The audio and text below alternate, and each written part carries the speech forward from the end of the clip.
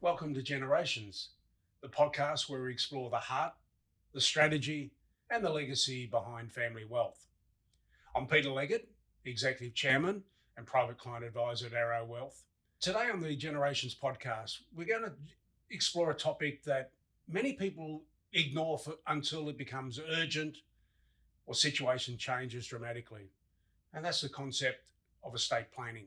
It's easy to think that estate planning is about writing a will, but in reality, it's about ensuring that a person's intent, can be carried out exactly the way that they want it to be. It's about protecting wishes, reducing complexity, planning for things like incapacity, and in many cases, helping families navigate the complexity, the intersection of wealth, fairness, stewardship, and intention for their families. But to help us unpack that today, I'm joined by Mark Murnane, specialist estate planning lawyer who's had a lot of experience in dealing with individuals and families, putting the right structures in place and helping them avoid the problems that arise when things are not discussed or talked about early or planning is left while it's too late. So Mark, thank you for joining me today. Thanks, Peter. Thanks for the opportunity. I know estate planning can be quite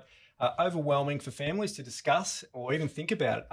Hopefully we can give people a few tips today and point them in the right direction just to commence thinking about estate planning, what legacies they can leave for their family. And as their podcast is called, generations in the future, how we provide for them and look after generations. Yeah. Mark, thank you for that. I think there's a couple of key words that you've already spoken about. Intentions. The whole area around complexity keeps coming up as well. And planning for the future is a really important part of that as well. Generations, that's what this podcast is about. Let's go back a little bit. Help us, to those that are watching, help us understand a little bit about your background, where you've come from, and why and what you do today. How does your background shape the aspect of what you're doing today? My background's very unique, Peter. I didn't go straight into law. I went home and worked on the family farm for a while, and it was a great experience, a great opportunity to work with your parents and family. It's something I look back very fondly. But with farming, estate planning is something that gets neglected, but it's probably more important for a farmer than anyone else. So I've seen the pitfalls. I've seen what goes wrong when families don't have those discussions. Not personally, our family's worked it all out. We've been one of the lucky ones. So you'll see multi-generational farms, no different to any multi-generational business you'll see in the city. They have the same issues, same problems. What if a child works at home on the farm and others don't? How do we get around that? So yes, from a farming background, I've learned a lot of skills and practicalities in that business that I now apply to my own business. So the transition from doing law, being on the farm with your family, how did you decide? What made you decide? Was there a specific moment where you said, actually, I'm going to go and specialise in what we like to call family succession planning that leads into estate planning? Was there a particular moment that said, yep, that's where I want to be? Absolutely. I had an auntie who was not much older than what I was, and never drank, never smoked, marathon runner come third one year in a marathon in Melbourne. She got to her 50th birthday, and the day after her 50th, she died. And I still remember having the conversation with my brother. I thought, there's more to life. Well, we both said there's more to life than working 7 days a week on a farm. I always had this itch I wanted to scratch to be a lawyer. Education and schooling I enjoyed it, but after 20 years out of a classroom, I went back into that university environment and thoroughly enjoyed it. It was a perfect time for me. As for the estate law issue, that was something that was always in the back of my mind. I've had a real interest in how can we stop families fighting and arguing. I was very lucky. Our family never fought, never argued. Of course, we'd have our little scraps, but we've managed to keep our family intact. We get along great, but that's not always the case. And it's usually because estate plans have gone awry. That's one of the main reasons you'll see with any family. And it's not usually someone being money hungry. It's a misunderstanding. Yep. It's a misunderstanding. People are grieving. There's a spark that starts the fire. Someone's tired. Someone says something that they shouldn't have. Maybe the will hasn't been correctly drafted. Maybe there isn't a will at all. Maybe mum or dad's intentions aren't laid out in a letter of wishes. that's the spark that starts the fire, and it's off to the races. So, Mark, when people hear the term estate planning, and we like to throw in the word family succession planning, and you and I have had a number of conversations where, in many ways, the conversation, and this is a key takeout point for those that are watching online, start the conversation now. Don't wait until an event takes place or it's too late to do the planning. Family succession planning, have the conversation. My question, Mark, is when people think of the phrase estate planning, and can I say, going and getting your will done, if that's what they think, is almost aligned with, like, I don't want to go to the dentist, I don't want to get my will done. What do people think, from your experience, about what does estate planning mean, and what does it actually mean in practice for them once they go through the process? From my experience, people think estate planning is all about dying, and that's not necessarily the case. So probably back in the 70s and 80s, it was just essentially go in, see the lawyer, get a 2 or 3 page will made up, sign it, put it in the cabinet, and that's it. It's put away.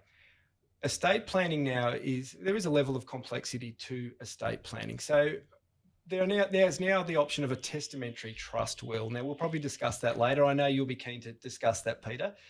So a testamentary trust will, for someone with an estate probably worth more than $500 to $1 million, they should be having a testamentary trust will. We'll come back to that. We'll park that. Yep. We'll come back to that. Another good idea with the estate planning is to consider a letter of wishes. Okay, something that outlines what you would like to happen. Okay, something that's not going to necessarily bind the executors and the trustees. In a sense, it's probably not even worth the paper it's written on, but sometimes it can be enough to settle people down if they see, well, mum and dad would like to have this to have happened, this distribution to be made from a trust, or for a daughter to have mum's wedding ring, something along those lines in the letter of wishes. That can be enough to calm people down when they see a letter of wishes that mum or dad have signed. They know, or, this is mum and dad have put some thought to this. So, Mark, I'm going to take you sideways a moment, because the conversation that you're having with us here today is assuming that they've done some thinking, they've done some planning, and they've had your guidance. Let's go back a step. What are some of the common mistakes that people make where they've got the 2 or 3 page will, it's been in the drawer for 20 plus years, or they're contemplating marriage or whatever? What are some of the common mistakes that individuals and families make? How long is a piece of string, Peter? I think I've seen everything, and when you think you've seen it all, you haven't. Something will come from left field.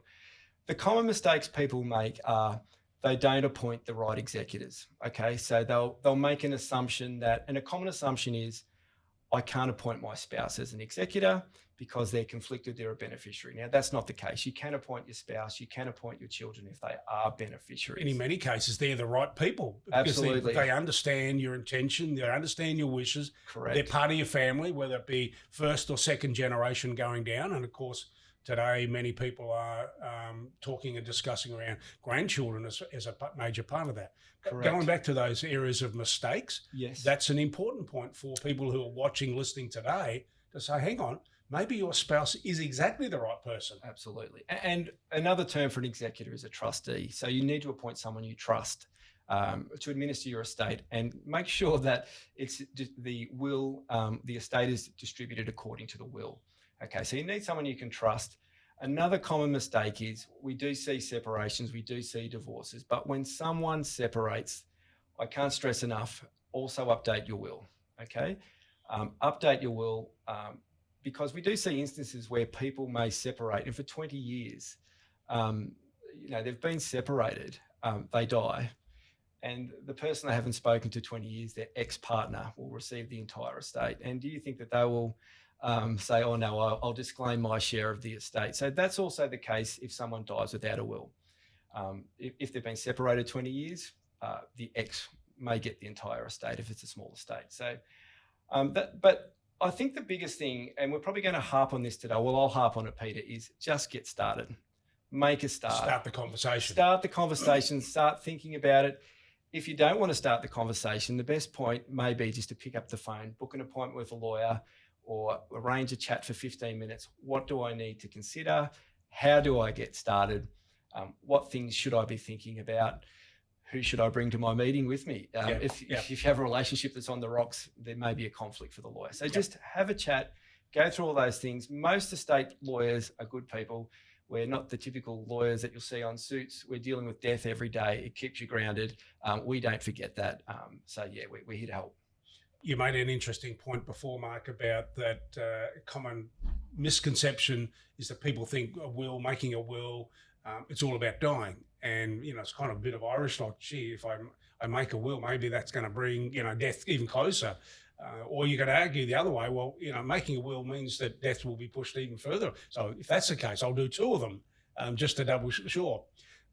My question here on this one is, and we spoke about it before, structures that you get to see where an ex-spouse is, an appointer or still a trustee of a trust that has family wealth involved. Today, so much wealth now is tied up around trust. Looking at those, you would think the accountant should be the person who's reviewing that. But you and I know so often that is not the case. Do you want to share a couple of experiences where in reviewing the structures, you've seen some extraordinary, inappropriate situations that outline that? I guess the main point is, and just for the layperson, they're not understanding their trust completely, okay? And what governs and what runs a trust is a deed. And one of the first things that a trust lecturer, when you're studying trust, a deed is essentially the rule of the trust. Absolutely, what are the rules? Absolutely. So the old saying is read the deed, and the answer to your questions will all be in there. So, who are the beneficiaries? Who are the initial appointers? Have there been any deeds that vary who the successor appointers are? So has that changed who the initial appointer is? It's sometimes just a matter of sitting there for hours on end, joining the dots, because it's not always clear for the layperson to understand. It's not even clear for the lawyer sometimes with following the paper trail. So you need to join the dots. And sometimes it is a matter of sitting down with the client, getting the whiteboard out and drawing boxes and understanding these are who the beneficiaries are, because sometimes trustees have been drafted 40, 50 years ago with a typewriter. And I do see that people are quite shocked when you say, did you realise that your child's spouse is a beneficiary? They can have access to the capital even after they divorce, even after they separate. There are shocks in there. And I scratch my head at times and wonder why that was ever drafted that way. Yep. Something I do see common, and I'm not overly impressed with, is people have their, in recent deeds that have been drafted, they have their successor appointers are to be determined by, say, the president of the Law Institute of Victoria or the Law Society of the relevant state. Blows my mind why people would want to do that, but it's still something that's happening even in the most recent times, 5 to 10 years. Read the deed. That's I can't stress that enough. You don't necessarily need a lawyer to read that. If you just pick it up and have a look at the first few paragraphs, clauses, that will give you a few clues. And if not, if you want to get to the end bit, there'll be a schedule at the end. Yep, have a read of that. Usually the answers to your questions are there if you're not sure, but most lawyers will be happy to have a look at the deed and interpret that for you. Yeah. Our experience in dealing in private wealth, where much of family wealth these days are around structures, such an important part of that as well. And the deed, the kind of the rules of play need to be ensure that they're consistent with how the family and whether that be a business or a family, how they want their intentions to flow through. We've spoken about testamentary trust, so again, another trust. Do you want to explain, first of all, simply what a testamentary trust is and where and how it might be applicable in many family situations? Well, firstly, I think it's applicable in just about every family situation. So anyone that has a child, no matter what age that child is, I think it's a great idea to have a testamentary trust will. So in the perfect world, everyone would have one, okay? If you have an estate, as I said earlier, anywhere between $500,000 to $1 million, and above, you absolutely should be really considering. You need a good reason why you wouldn't. So what is different about a testamentary trust will is the will outlines the trust deed. Okay, so when someone signs a will, the will is essentially, the trust is essentially sitting there dormant in the will, and it will result after the will maker dies. So this is a really important point here that confuses people. They think, oh, testamentary trust, that means I've got to go and get another trust set up now. Absolutely. No, Spot on. Explain what that actually means. So essentially, you just have to make your testamentary trust will that has the testamentary trust in the will waiting to be created, waiting for you to die. Exactly. Intention to set up a trust. An intention for you to set up the trust. So it's different to a family discretionary trust. They're set up while you're alive, okay? So they're even taxed differently, okay? So with a testamentary trust will, and I shouldn't be giving tax advice, this is not advice, but it's general knowledge that a minor, someone under 18 is taxed in the same way an adult is. So they normal marginal tax rates. Spot on, Peter. So the first $20,000 a minor receives is essentially tax-free. So that's the beauty of a testamentary trust will. That's not the case with a family discretionary trust, okay? So I can't stress enough, they're set up while you're alive. A testamentary trust will sits in your will and results after you die. So in your will, you set out who's going to initially have control of that trust and who's going to manage the trust for your beneficiaries. So there's nothing stopping, say, if you're leaving something to your children, they're managing their own trust. And the benefit of them... We're talking adult children. Adult children, yep. Thanks, Peter. Responsible adult children that don't have any addictions, yep. That can manage the money. They're not down at the TAB every afternoon, yep. blowing the inheritance. So the children can manage it from themselves. But we also put in clauses there. So if they do have a relationship breakdown, so that inheritance that's in the trust doesn't form part of a property settlement, we have clauses there that disqualify them from managing their own trust. Now, I probably don't want to bore the viewers and listeners with why we do that. It's essentially so it's not seen as a sham trust by the family court if a separation occurs. Mark, there's a couple of points, really important points that come out of what you've just said there. And you mentioned the word control. Control is the important part rather than ownership. And so important that someone could actually control a testamentary trust. At law, they don't technically own it. It's owned by the trustee on behalf of that particular trust. And situations like we've explained around family law protection, asset protection is a critical part of that. So thank you for understanding, helping us unpack that a little bit as well. A lot of people who will be listening to this now have created substantial wealth. Australia's created substantial wealth over the last 30 or 40 years. And people that might be listening to this here today might have grandchildren where they want to bless their own children, but potentially you bring grandchildren into that. Do you want to unpack some of your experience and conversations that you've had with clients who are grandparents who are looking generationally? Yeah, and this is another thing that gets forgotten about the testamentary trust that result from your will. So if you do form a testamentary trust for one of your children, and the child controls that trust, when the time comes for them to hand control over to their children, hopefully under the current tax laws, there shouldn't be any triggers like capital gains tax, stamp duties if there's properties in there. It should be just a matter of changing the control of that testamentary trust. So if you have a child now that's 40, you make a testamentary trust will, the time comes in 10 years. At 50, they take their inheritance, it goes into a trust, they control that trust. When the time comes to maybe they're 70 or 80, it may be an idea that they make, maybe they've got two children, they make them co-controllers of the trust. Yep.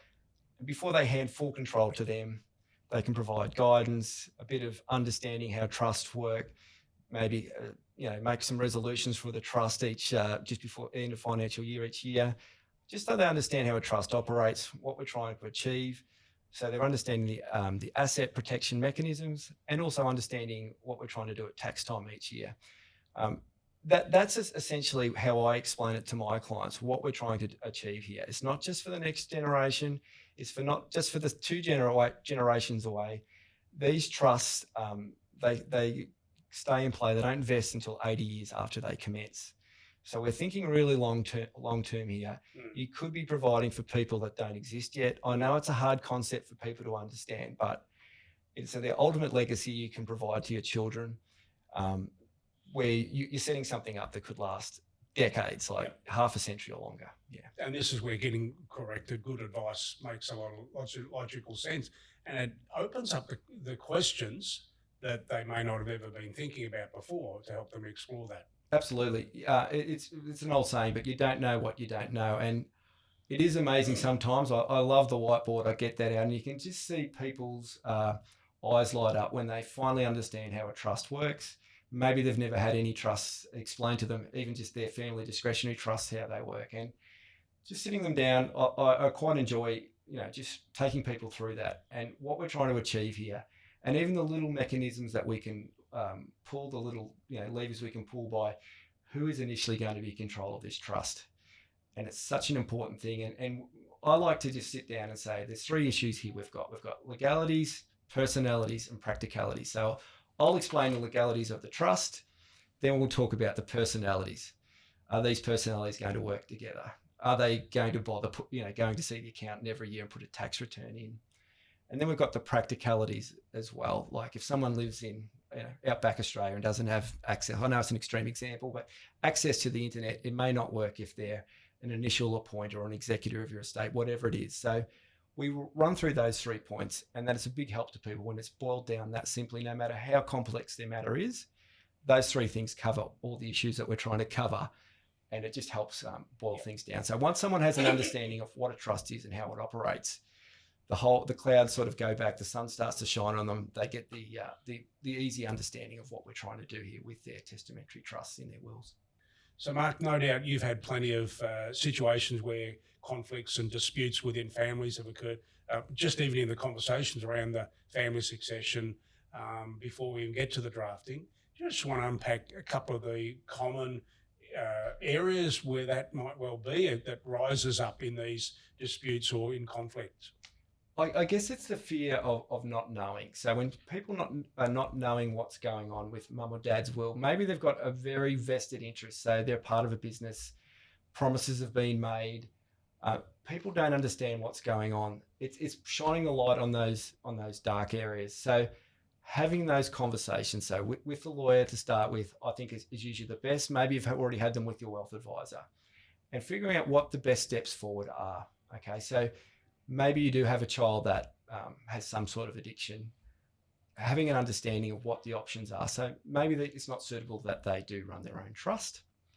And maybe it's more suitable that you have maybe a sibling and a professional trustee or a professional advisor providing their advice as the trust operates. So fear is probably the biggest one. People not knowing, that, as I said earlier, it's a spark that starts the fire. That is the unknown. That's what generally happens. And the other thing I like to do also with my trusty old whiteboard is sit down and explain what a family provision claim is. Okay, so a family provision claim is essentially someone being able to, sue the estate for a greater provision of what they're being provided. So a lot of people, a misconception is out there that people think if you leave someone $1, they've received provision under the will, they can't challenge the will.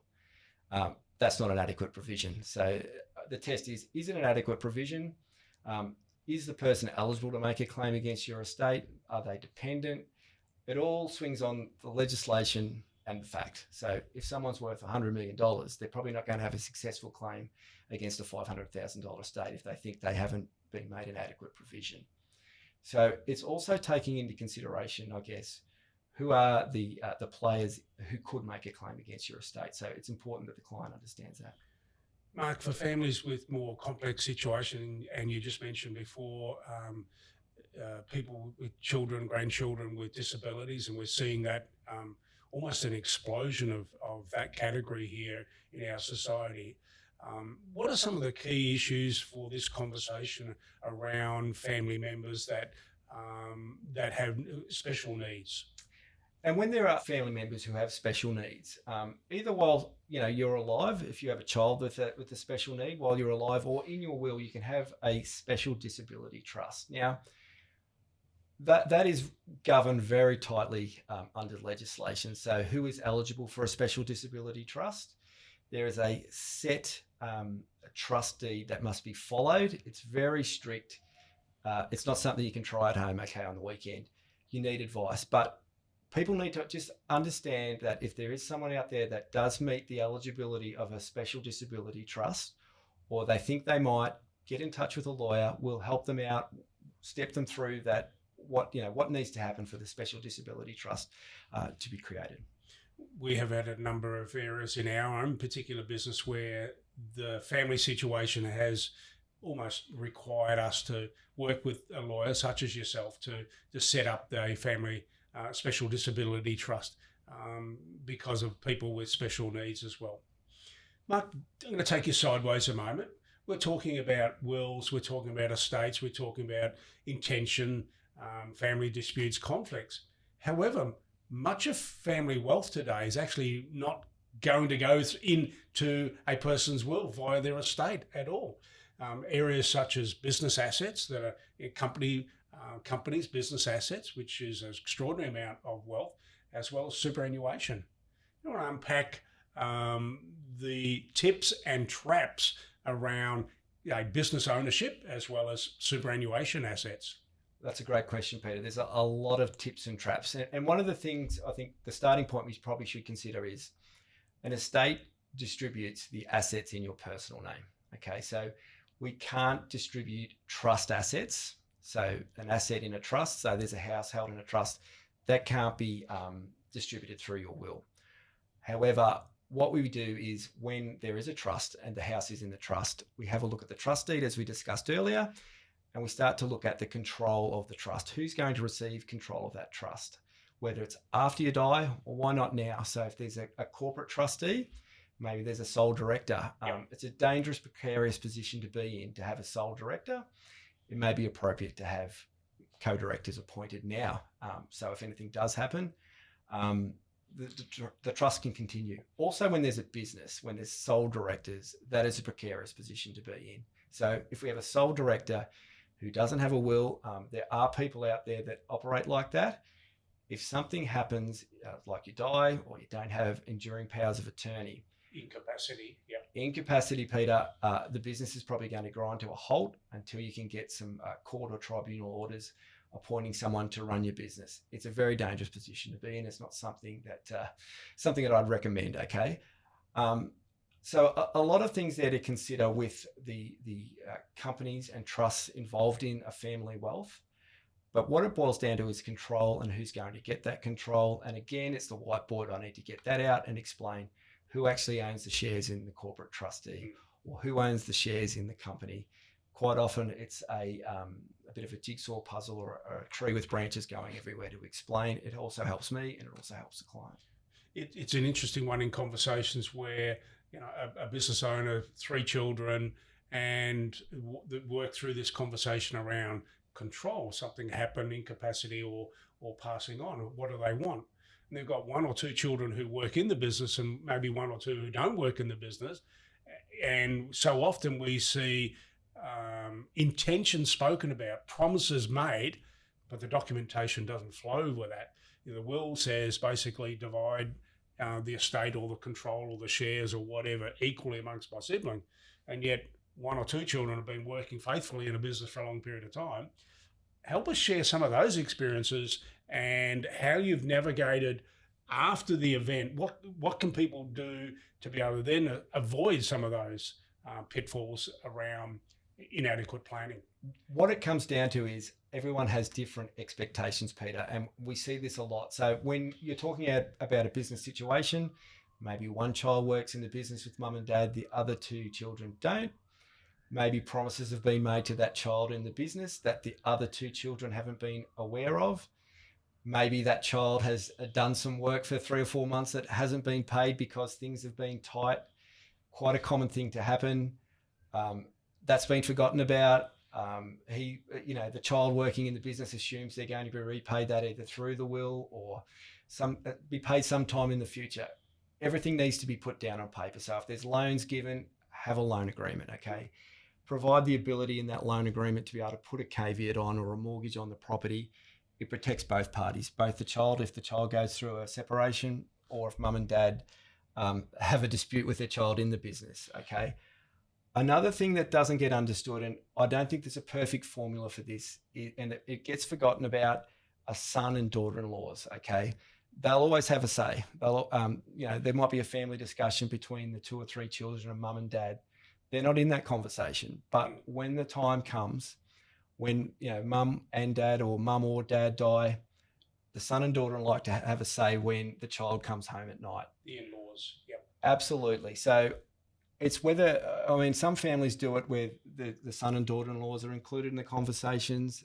Others just don't want to have a bar of it. I understand that. So that becomes down to a practicality and personality issue more so than a legal issue. But it does help if everyone understands what's happening, what the family group is trying to achieve as one.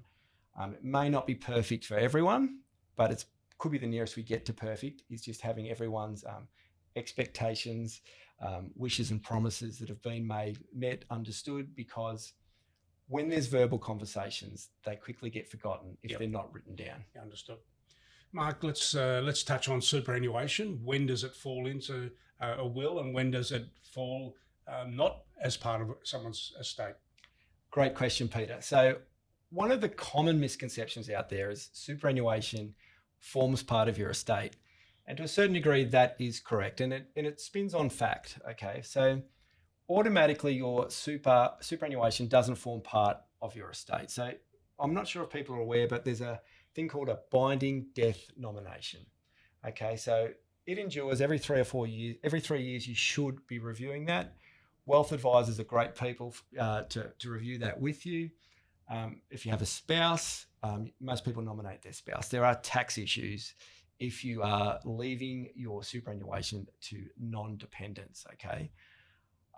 So some people just don't have any dependents at all that fall in the Superannuation Act legislation. So it's a very tight class of people who you can nominate through your binding death nomination. So when you don't have a dependent or someone you can nominate through your binding death nomination, it's a good idea to nominate your legal personal representative, and then it forms part of your estate, okay? What you don't want is to not have a binding death nomination and leave that discretion to the trustee of the superannuation fund, okay? Because it's up to them then to pick and choose who will get your superannuation. So get your binding death nominations. If it's not your lawyer, your wealth advisor is probably the best positioned person to assist you with that as well. Yep. That's certainly a conversation we have with a lot of our clients, just working through what their intention is. So there's that word again, but also making sure it flows through appropriately to the right people. But there are tax consequences, and what a lot of people fail to understand is that their child, who might have been nominated once they reach 18 and no longer financially dependent, get taxed vastly different than how they were as an infant. And you'll probably see it a lot too, Peter. Isn't it a surprise to see how shocked people are when they realise that there's going to be tax payable on their superannuation? And in many cases, significant when you add life insurance into there as well. Yep. It really does. People think there's no death tax in Australia, but in effect, it's a quasi-death tax, your superannuation, Mark, we're getting close to the end of the podcast, but I want to just touch on a point you raised just before when we're talking about complexities within families and promises, etc. And you talked about loans. There are many families that have lent money. The bank of mum and dad is a phrase that's well used these days because that's the practicalities of it. Estate equalisation, here's the topic.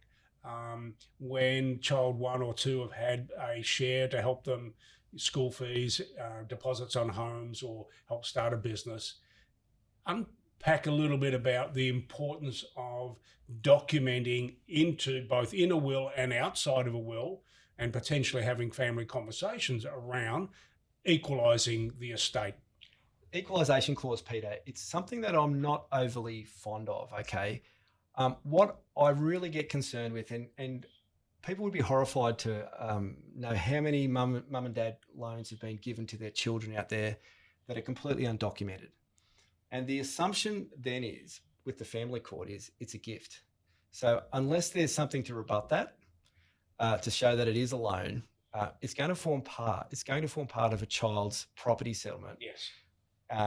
With their future ex-spouse. So it needs to be documented. Equalisation clauses are sort of catching things at the finish.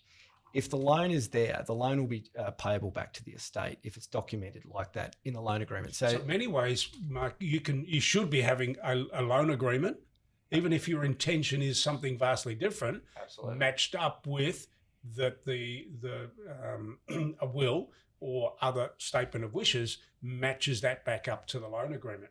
Absolutely, Peter. It needs to be documented. I commonly see where $50,000, $100,000 is getting lent out, not documented. I don't practice in family law, but then you hear stories from family lawyers where things have gone awry through loan agreements that couldn't be proven. It's been assumed it's a gift. Mum and dad might have given it 15 years ago. No interest has been paid. They can't find the bank statements, all those kinds of things. Good idea to have the loan agreement in place before the money's transferred, because it's a bit like putting toothpaste back in the tube. After the money's been transferred to the child doesn't have that stick sort of to hurry them up a bit to sign the loan agreement to get the money transferred. So good idea to get that loan agreement in place before the money's transferred. Mark, we've touched on a lot of points here today, and in fact, those that are listening, if they're still here with us today, hopefully they've stayed with us till the end, that the football hasn't come on and they get distracted. We've covered a lot of points, and for many people that are listening here, watching online, they're thinking, okay, Mark's raised some points here that I hadn't thought about before, or I should discuss inside my family. What are the couple of the practical steps from here on that they should consider? I can't stress this enough, is make a start, okay? Make a start, contact your lawyer, either start having a chat with your spouse, get a bit of an understanding of what your intentions are, okay? So what do you want to achieve? Have that chat. So probably a good question to ask yourself is, if something happens now, how do things look? And if we do get everything in place, how do we want them to look? So it may not end up exactly like that after you've had a conversation of explained things, how they work. But the main point is just make a start, okay? Also, estate planning is not all about dying, as I said earlier. It's about getting your enduring powers of attorney. If you're becoming incapacitated, they're in control. And also, if you're unable to make your own medical decisions, who do you want to make those medical decisions? Now, first option may be your spouse, but they may be lying on a hospital bed next to you. You need to have a think about the line of succession, I guess, for your medical treatment decision makers. So they're very important. And the younger you are, probably the more important they are than the actual will, because having an accident or something like that are probably heightened when you're younger. Folks, you can see that this conversation is a really important one, and equally from Mark's point of view, a breadth of knowledge, experience and wisdom that's coming out here. The purpose of this conversation here today was stimulate your thinking, to, as Mark has said, to start the conversation and make sure that what you want that's in your heart and mind can be correctly documented, that your intention, both whilst living as well as on passing, can be carried out effectively.